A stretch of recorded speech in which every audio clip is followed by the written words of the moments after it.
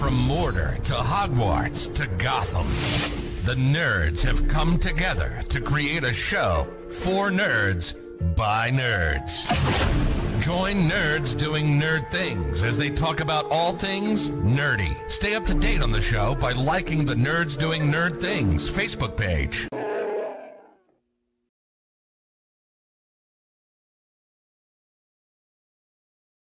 The name's Nukem, Duke Nukem, and you're watching the Nerds Doing Nerd Things podcast. I don't know why, but you are.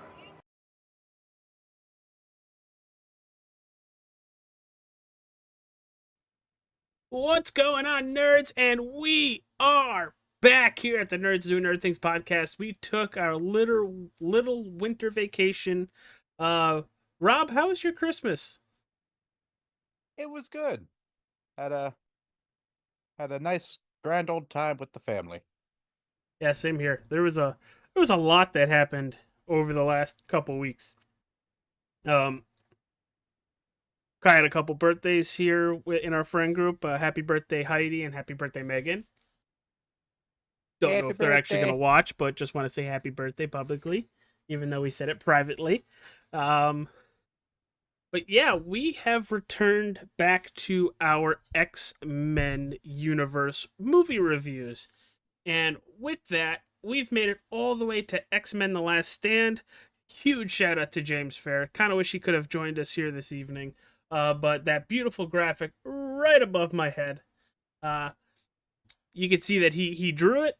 He's drawn the last three of them, and he's absolutely killing it. Absolutely love it, and can't wait to see what he's got for our X-Men movies universe in the future. But Rob, let's get into it. It's X-Men The Last Stand. Expectations going into the movie for you, what were they? I didn't have high expectations coming off of X2 when I first went into it. Mostly because I had been coming off of watching X-Men Evolution. Mhm. And at that point, I had also started reading a lot of the comics. And I don't know if you know this, but a lot of the old X-Men comics, these things were super gritty. Like I'm looking at this one cover and I think Cannonbolt is just straight up I think that's Sentinel just getting whammed in the dick. Oh, which is a great callback for what happens in this movie. Yeah. Yeah, regrow those. Yeah, this is Executioner's Song Part 4. It's an old comic book I got in like a bin up in Maine 10 years ago or something. But yeah, oldie but a goodie. You know, honestly, this thing's still in its original plastic, so I haven't actually read it. Because on the back of it, it has an original Cable trading card for Executioner's Song. So I'm not opening that. Well, yeah, you don't want to devalue it. But It is probably worth also $1.01. Hey. It's probably worth a heck of a lot more that you have it than it probably is actually worth. But let's get into some of the background of X3 The Last Stand, or X-Men 3 The Last Stand. Directed by Brett Ratner, written by Simon Kinberg and Zach Penn. The usual cast for these X-Men movies: Hugh Jackman, Halle Berry, Ian McKellen, Kelsey Grammer, which was I love him as Beast. I really do. James Marsden, who is only in the first 20 minutes of this movie because then he had to go shoot Superman. So instead of getting all his scenes in first, they murk his ass. Yep. Were you pissed off about that? That they just straight kill Cyclops? Yes, I was pissed that they killed Cyclops. Because as much of he is a dick in the comic book continuity, in the movie continuity, he's actually a good guy. Yeah. He didn't deserve to die like that.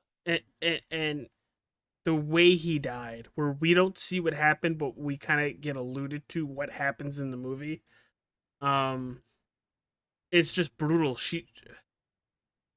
I think everybody hears her, like she's back, or he's hearing voices of her, and he goes to Alkaline Lake, and he just shoots his beam right into the water.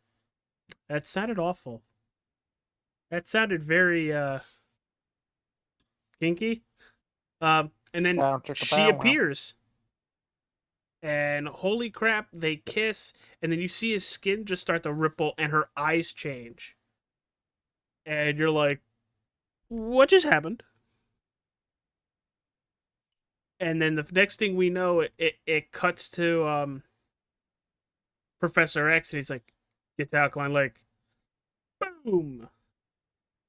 But, Rob, give us your thoughts on how they decided to go about the first act of this movie leading up to Cyclops dying and then finding Jean Grey. So it's a bit plotting. I wish they had shown us a little bit more of Magneto. Because all we get is that he's been walking around various like underground groups. I mean, that's it. But and we also get the is this the part where we get the flashback to when Jean was first recruited? I thought that was...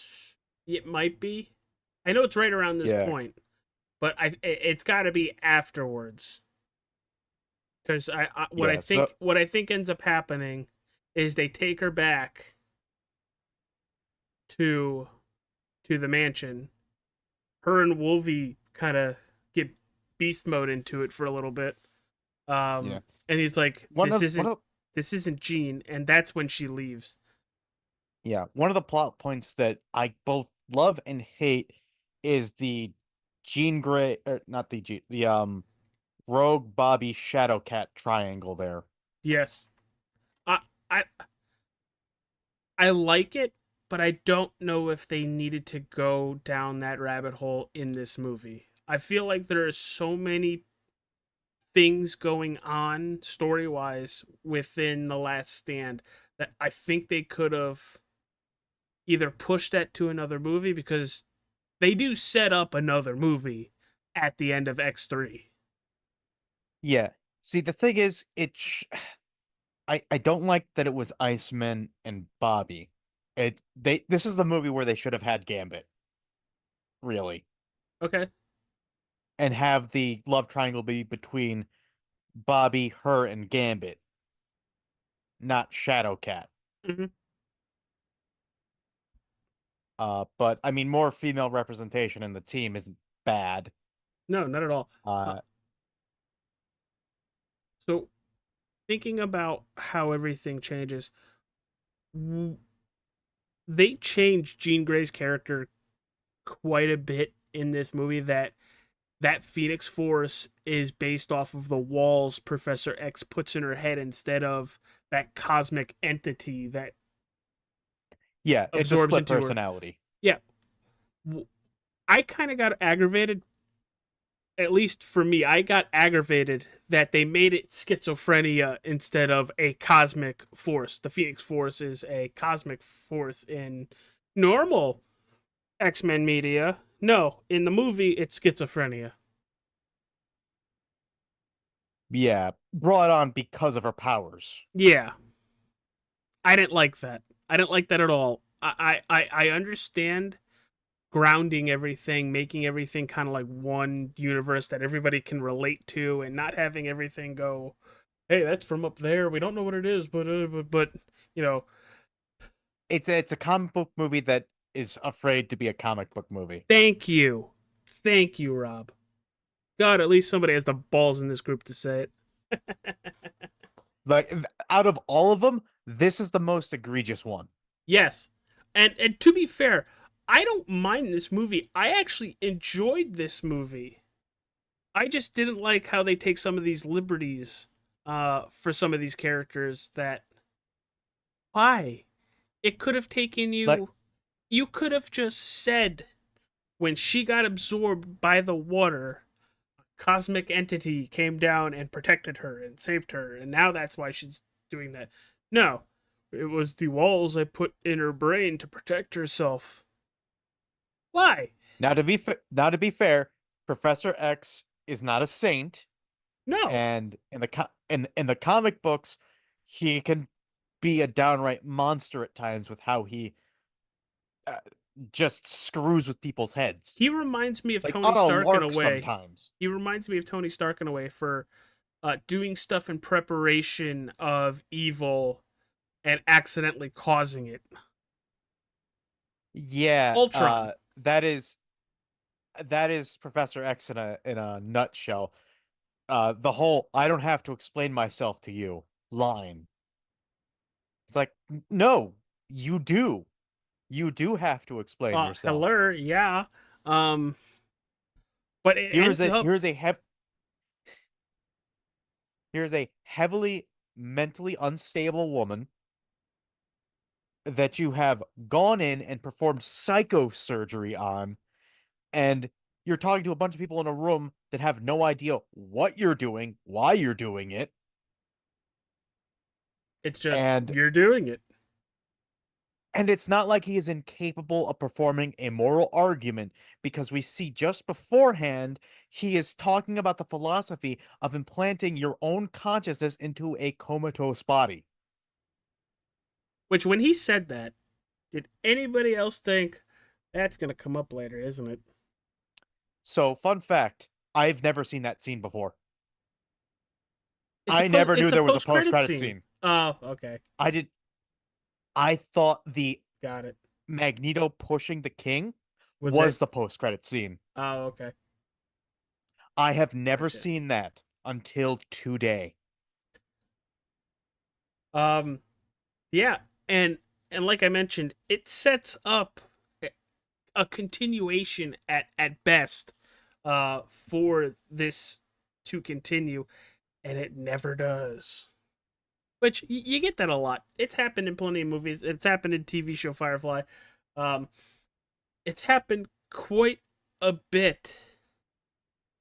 But when you're so invested in a lot of these characters, like, I want to see what Professor X is gonna do in a different body. Like, how much does he still have his powers after after transmitting himself from one body to the next? Which, back to why he had to do that. Holy crap! Yep. She straight just disintegrated his ass. She popped him. She went, and you are the weakest link. Goodbye. But you see how far that bad gene is going to go, and that good gene is still in there. And you go from that point where she's with Wolvie, Logan, in the not OR, but the medical room, and where they're going at it, and they look, she's like, kill me, and then it flips when once Logan mentions, let's get the professor, we can fix this. I don't want him to fix this. And it just No. Raggy. Yep. Concussion. Well, multiple. Can he get a concussion though, Rob? If he continues to Yes, heal, it just goes away really quickly. okay. God. It's just a slight swelling of the brain and an impaction of the brain. He gets those a lot. It just doesn't affect him. Yeah, because it's literally Yeah, it affects him for all of like a second or two. What's going on, Scott? If he has multiple injuries on top of that, then it might start affecting him more. And But he usually knows how to fight through them. Co-host for the Stars, Susie's in the chat as well. She said, "Ew, the triangle." Talking about your love triangle you mentioned a little while ago. And then she says, Gambit, Rogue, and Iceman would have made sense. Yep. But one of the best lines in this movie, and I know we were talking about this before we went live tonight, is where Professor X is dead and Pyro's like, I would have killed the professor if you would have let me. He goes, and then Magneto stops him in his tracks because, while they are adversaries, they're still, in a way, best friends. Am I wrong? Magneto still respects him. Yeah. Maybe that's probably a better word for it. And he stops Pyro and says, Charles Xavier has done more for mutant kind that you will ever know. It's unfortunate that his death is going to be the reason why we end up prevailing and winning. And I paraphrased a little bit, but the respect there. And then come to find out Wolverine is there to bring Jean back. And it's another teaser to working together later on in the movie where you're made of metal. Why are you messing with me? And let's jump right to the Cure. Rob, you know a lot more about comics than I do, and it's not even close. That Cure, has that shown up in comics or of any other form of Marvel media like that before? Yes and no. It has shown up in forms. In X-Men Evolution, the Kid, he becomes sort of like a cornerstone of that of the ending of that show. He becomes the key to defeating Apocalypse. Because right now you have Lynch, and that's kind of what they're basing it off of. Yeah. And there have been Cure attempts. There was the whole post House of M incident where everyone lost their powers and forgot they had them. As for a straight Cure saga, the whole point of the X-Men was that they existed in a world where most mutations were fairly benign. But I mean, I don't remember, or at least I've never read a comic about a Cure because this whole movie turned me off to the concept. Okay. Because it bored me. Really? Yes, because I read the story that involved Rogue and Gambit. Well, it's funny that you mentioned Gambit, and going back through our comment sections, which we appreciate anybody who comments. I love you, Susie. Hopefully you feel better. We miss you. Not as fun as when you're making fun of me on the podcast, which, Rob, don't start. Yeah.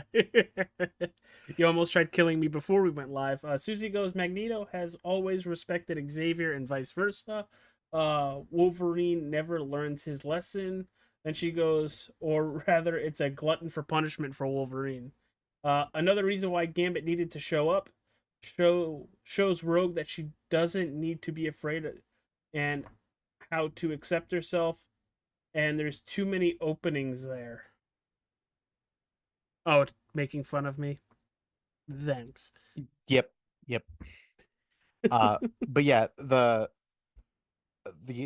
story I'm talking about is there is technically something like the Cure. They're called repression collars.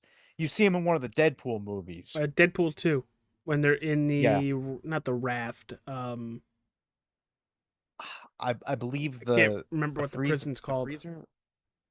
Icebox? It's not I think it's the Icebox. It's not Zone Zero. Anyway, they have those mutant suppression collars. Yeah. And one of the biggest points in Rogue's entire storyline is that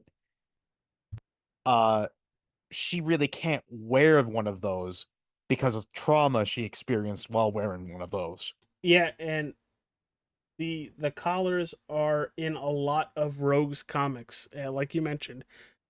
Yeah, they are a huge factor, and they're basically the stand-in for the Cure you see here. Yeah. Because they work. But it's it's basically just a side factor Yeah. to mutant oppression. Here it's presented as almost a benevolent thing. If you want to And live like us, take it.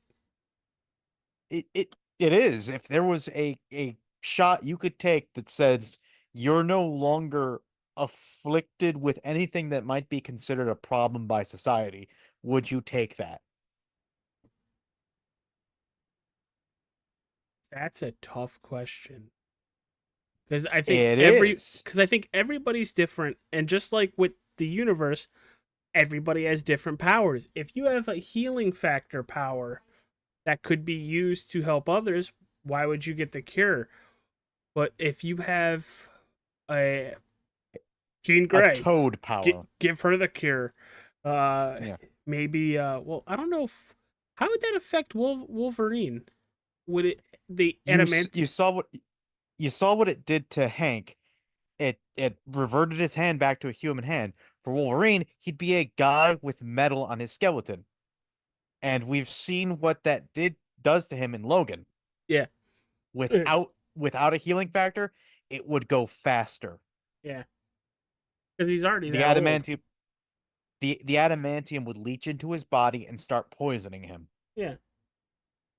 And if he ever extended his claws, he'd bleed out. Yeah, because that's the only reason why he can live, because it comes out, it heals, it goes back in, it heals.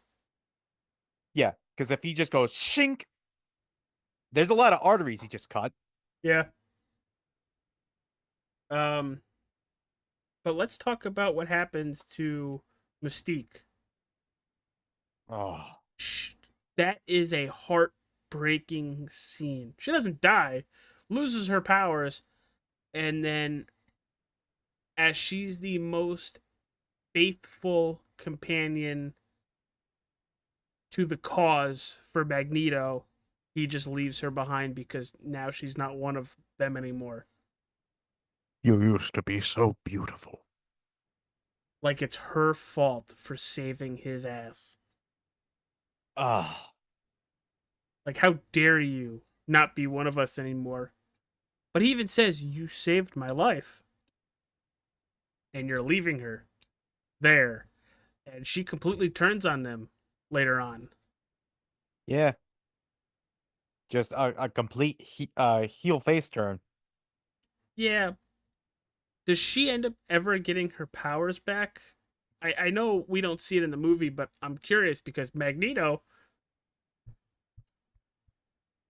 with the King. Yeah, that's the implication that the cure is not fully we got it. I'm blanking on the word. It suppresses, but it doesn't get rid of it. Effective. It suppresses for a time, perhaps. And that's going to be really bad if Rogue is in the middle of happy fun time with Bobby and suddenly she gets her powers back. What happened to Bobby? Well, it's not good. Well, she shouldn't have been riding reverse cowgirl.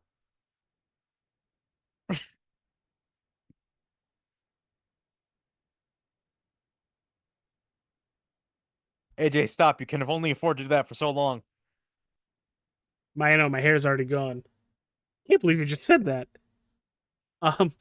But then something similar happens to Professor Magneto, where Wolvie throws his body or gets his body thrown to him by Colossus, and out of nowhere,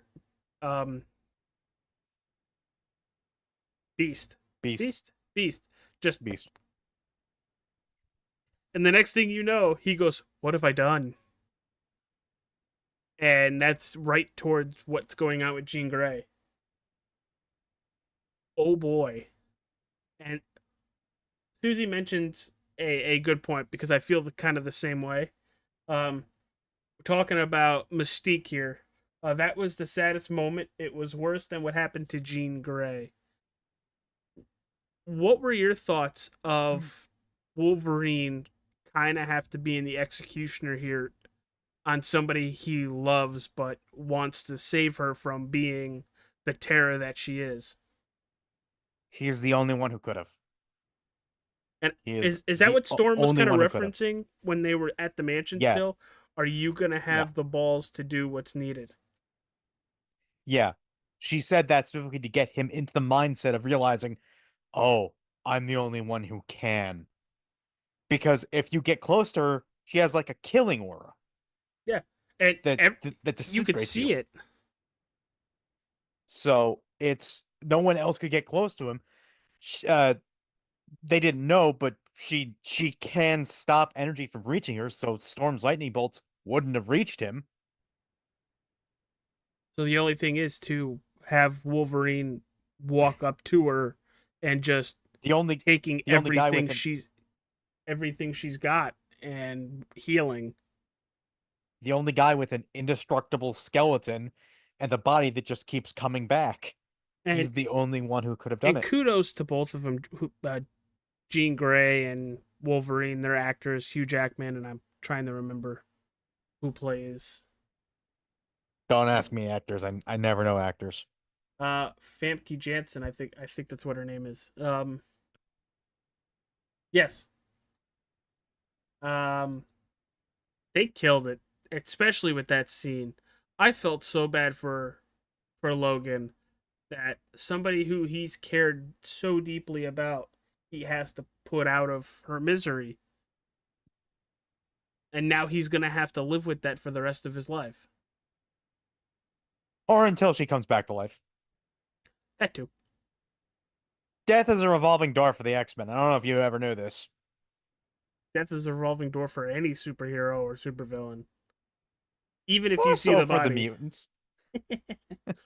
But what was more impactful for you? Mystique or Jean Grey? Jean Grey. That was two-sided because that's ending someone's life. That took so much pain to push through to get done on Logan's side because he's experienced loss before. I mean, he killed his And biological father. not that he remembers at this point, but Yeah. up until this point, after he lost his memories, there were still times that he lost things. Not that we know of, but comic book stuff. I think there was a few tie-in comics, I can't remember. But he has suffered and he willingly put himself into the situation where he had to. I think Michiko was a thing for this. Yes, it is. His hot Asian wife.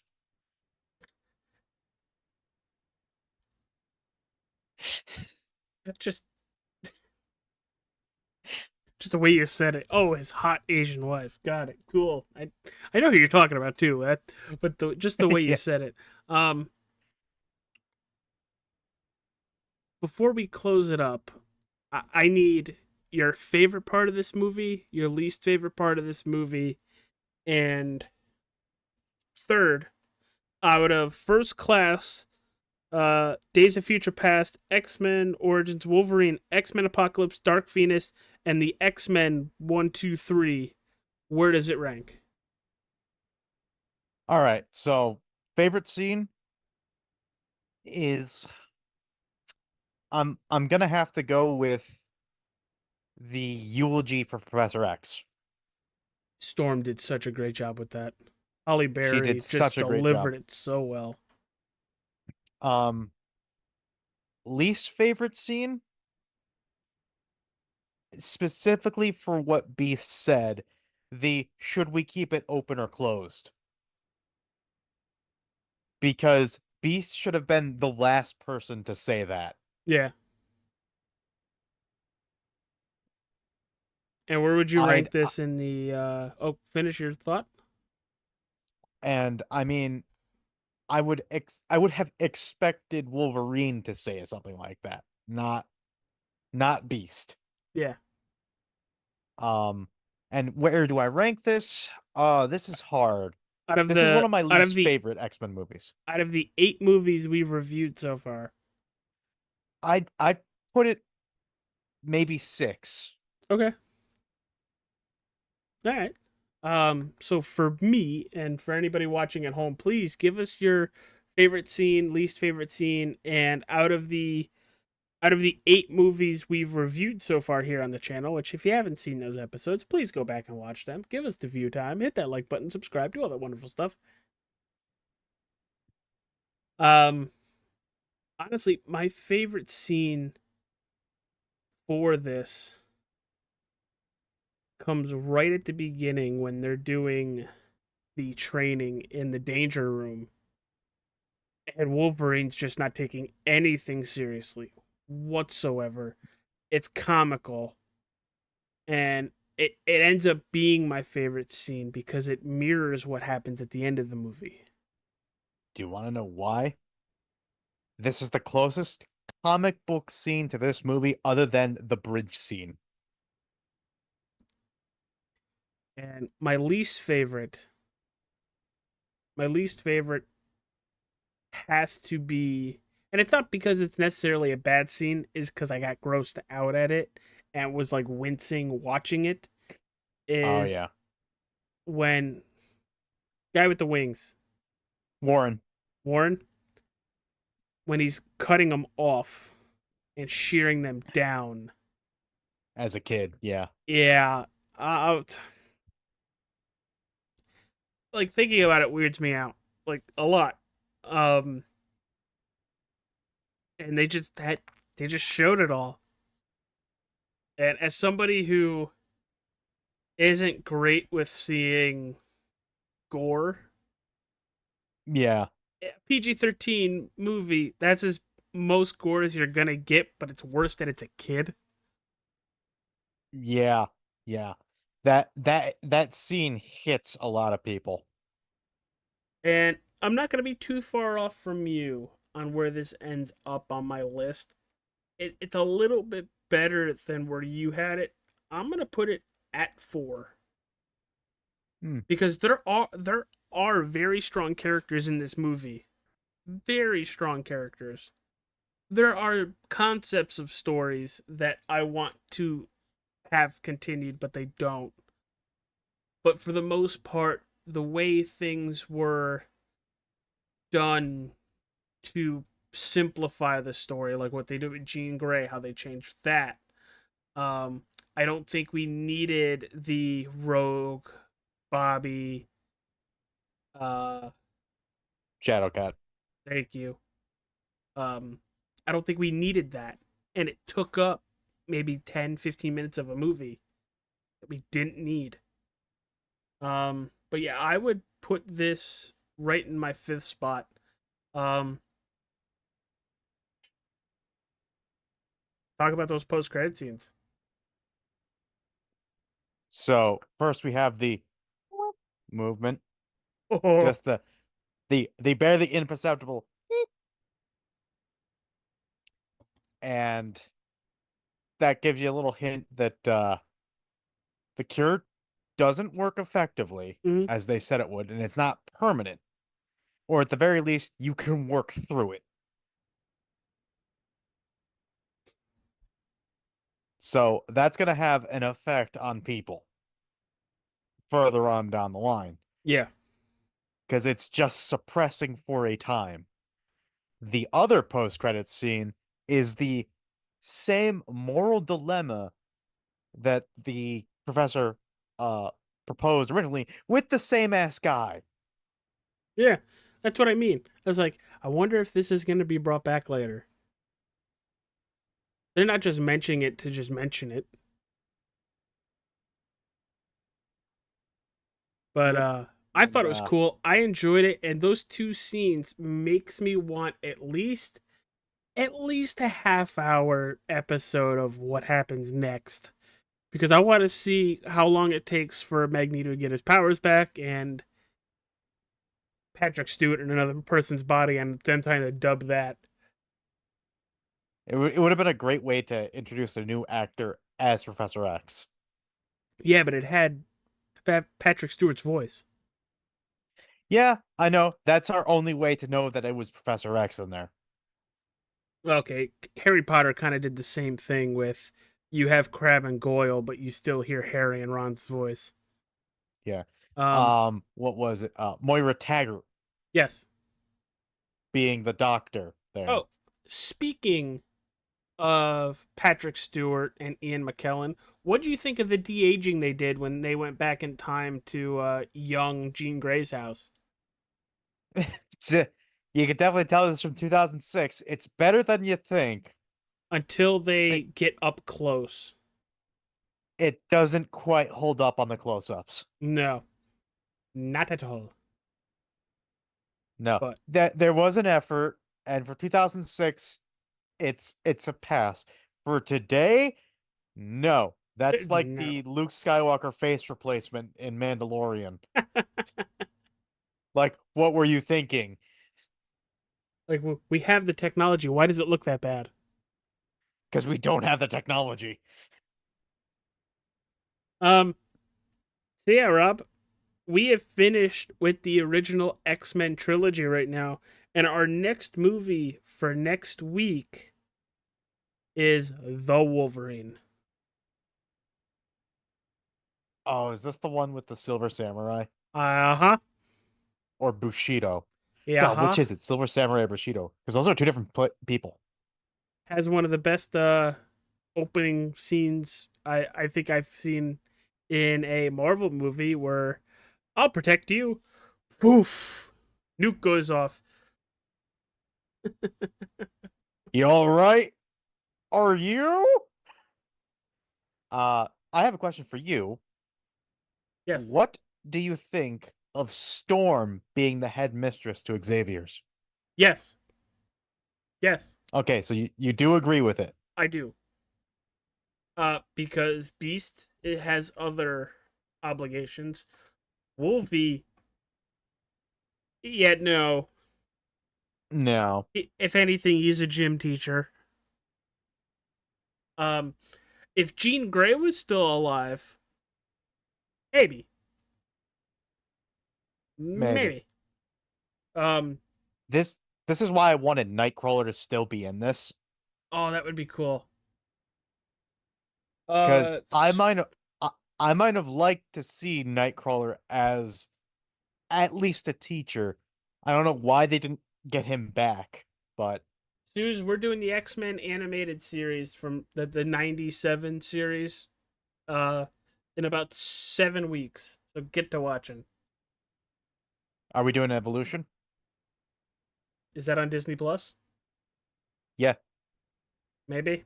Maybe we just add X-Men animation into one Because show. out of all of them, I think Evolution's my favorite.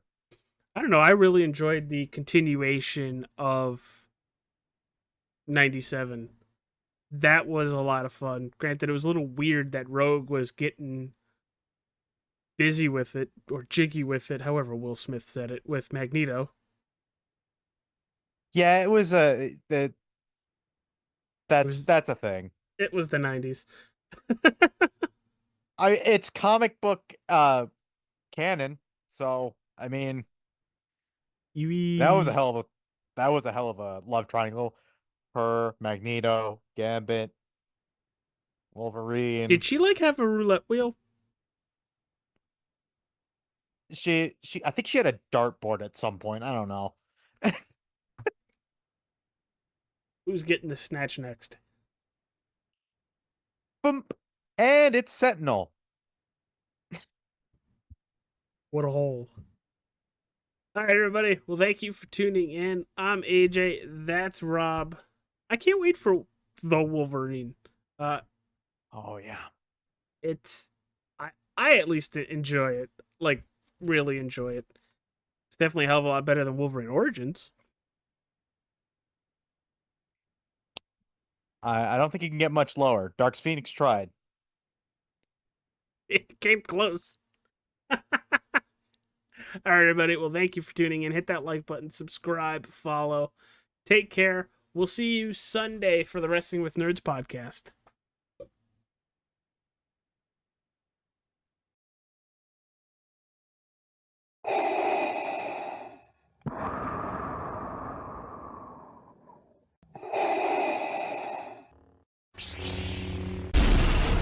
From Mordor to Hogwarts to Gotham, the nerds have come together to create a show for nerds by nerds. Join nerds doing nerd things as they talk about all things nerdy. Stay up to date on the show by liking the Nerds Doing Nerd Things Facebook page.